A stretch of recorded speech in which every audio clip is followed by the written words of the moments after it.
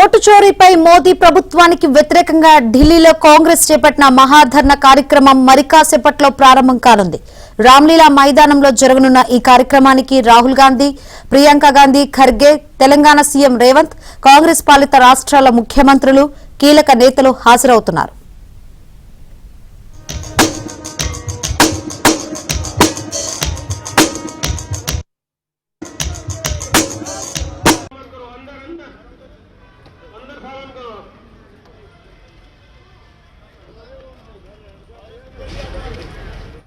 చేయడానికి మోదీ ప్రభుత్వం, ఎన్నికల సంఘం కుమ్మక్కయ్యాయంటూ ఇటీవల కాలంలో రాహుల్ గాంధీ తీవ్ర ఆరోపణలు చేస్తున్నారు.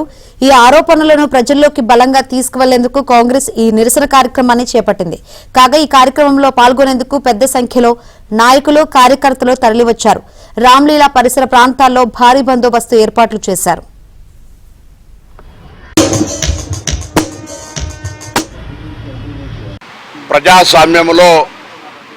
ప్రజాస్వామ్య పరిరక్షణకు ఉపయోగించేటువంటి ఆయుధం ఓటు.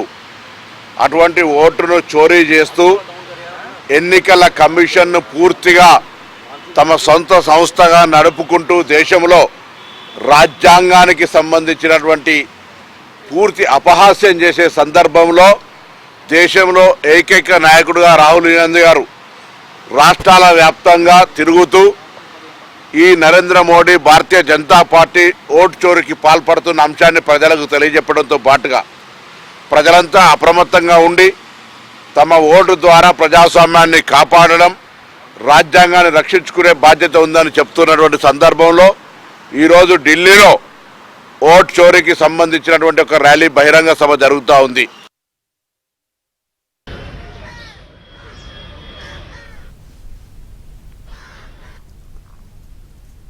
ఢిల్లీలో కాంగ్రెస్ ధర్నాకు సంబంధించి మరింత సమాచారం మా ప్రతినిధి సతీష్ అందజేస్తారు.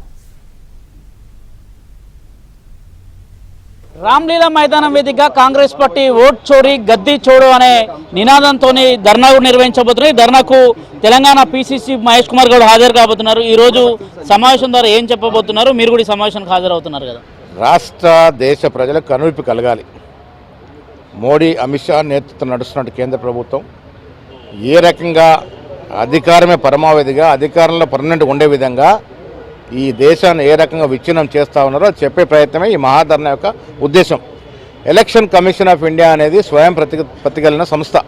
అలాంటి సంస్థలు జేబులో పెట్టుకొని వివిధ రాష్ట్రాల్లో వారికి అనుకూలమైన ఓట్లు ఉంచుతూ వారికి పడవనుకున్న ఓట్లు చొరబాటుదారుల పేర్ల మీద తొలగిస్తూ ఉన్నారు. బీహార్లో అదే తంతు జరిగింది. కొన్ని లక్షల ఓట్లు తొలగించినారు. కోర్టు మొట్టికాయలు వేసిన తన అనుకూలం కాని ఓట్లను తొలగించి అధికారులు రాగలిగినారు. మహారాష్ట్రకు అదే రకంగా చేసినారు. అందుకే రాహుల్ గాంధీ గారు దీని యుద్ధం ప్రకటించి దేశవ్యాప్తంగా కోట్లాది సంతకాలు సేకరించినాం. ఈ ప్రెసిడెంట్ ఆఫ్ ఇండియాకి సమర్చిపోతా ఉన్నాం. మహారాయిల్లో రాష్ట్రం నుంచి ముఖ్యమంత్రి గారు, డిప్యూటీ ముఖ్యమంత్రి గారు, మంత్రులు, ఎమ్మెల్యేలు, ఎంపీలు, డీసీపీ పాల్గొంటూ ఉన్నారు.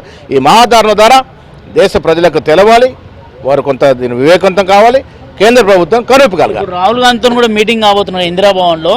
రాహుల్ గాంధీతో మీటింగ్తో పాటు తెలంగాణ నుంచి కూడా సేకరించారు సంతకాల సేకరణ. ఎన్ని సంతకాలు సేకరించారు? ఎట్లా? తెలంగాణ నుంచి 12 లక్షల సంతకాలు సేకరించినాం. నిన్ననే సమర్పించినాం. రాహుల్ గాంధీ మీటింగ్లో మాట్లాడతారు. నిన్న కూడా వారితో మేము కలిసి ప్రయాణం చేశాం. దేశ విదేశ రాజకీయాల గురించి, పార్టీ నిర్మాణం గురించి చర్చ జరిగింది. చివరికి ఒక ప్రశ్న, రెండు సంగారెడ్డి కావచ్చు, రంగారెడ్డి కావచ్చు, మరోవైపు మహిళా కాంగ్రెస్ అధ్యక్షురాలు పోస్టు కూడా ఖాళీ ఉంది కదా. మీ భర్తీ అయిపోయినప్పుడు దాదాపు 1.5 కాలం పూర్తి అయిపోయింది. ఇవి ఎప్పుడు చేయబోతున్నారు? ఇవన్నిటి కూడా ఏఐసీసీ పరిశీలిస్తూ ఉంది. సరైన సమయంలో నిర్ణయం వస్తుంది. Okay, thank you. ఇది మహేష్ కుమార్ గౌడ్ గారు చెప్పేది. దాదాపు ర్యాలీకి సంబంధించిన విషయంలో ర్యాలీకి అందరూ కూడా వెళ్ళబోతున్నారు. తెలంగాణ నుంచి 12 లక్షల సంతకాల సేకరణ జరిగింది. ఆ సంతకాల సేకరణకు సంబంధించి ఇప్పటికే అది పార్టీ నాయకత్వానికి అప్పచెప్పాం. త్వరలో రాష్ట్రపతిని కలిసి పార్టీ ద్వారా కూడా సంతకాల సేకరణకు సంబంధించి ఓట్ చోరీ ఏ విధంగా జరుగుతుంది, ఈడీ, సిబిఐ సంస్థలను ఏ విధంగా ఇతర పార్టీలపైన వినియోగిస్తుందో బీజేపీ చూసామనే అంశాన్ని కూడా స్పష్టం చేస్తున్నారు. జర్నలిస్టు బాన్సింగ్తో సతీష్,